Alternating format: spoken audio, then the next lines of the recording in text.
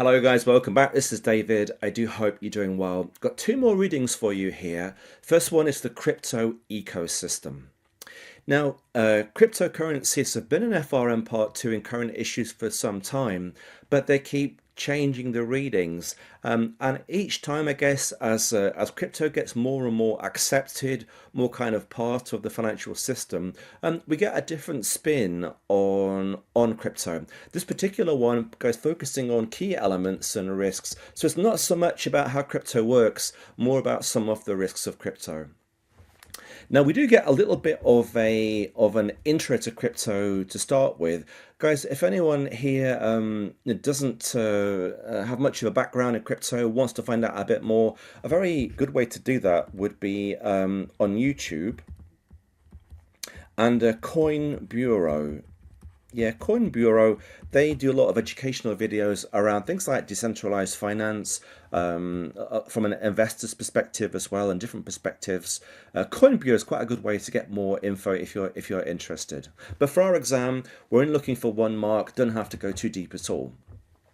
Now, if we start off with the traditional banking system, then when we buy things, here you're buying something, perhaps party A from party B, there's a bank in the middle somewhere, whether it's through the old-fashioned system of checks, where it took 2 or 3 days to clear, or longer to clear a check, a bit of paper represented the transaction, or of course in more modern times, digital transactions still need to clear through an intermediary.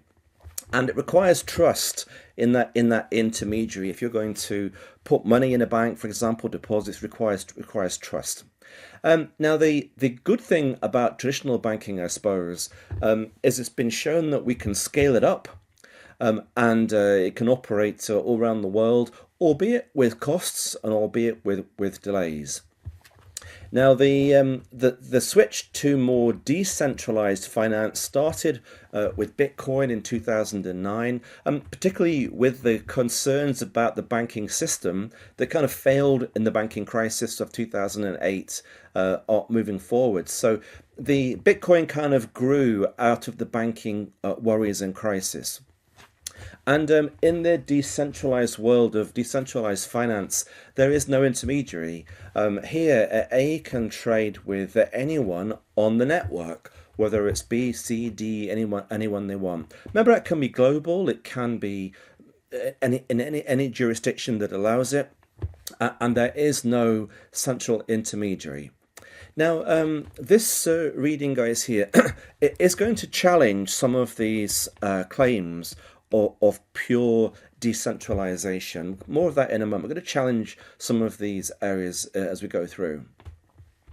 So the theory of decentralization means that every user here has access to the network. They can make transactions, that they can validate all transactions themselves. Everything is transparent and open.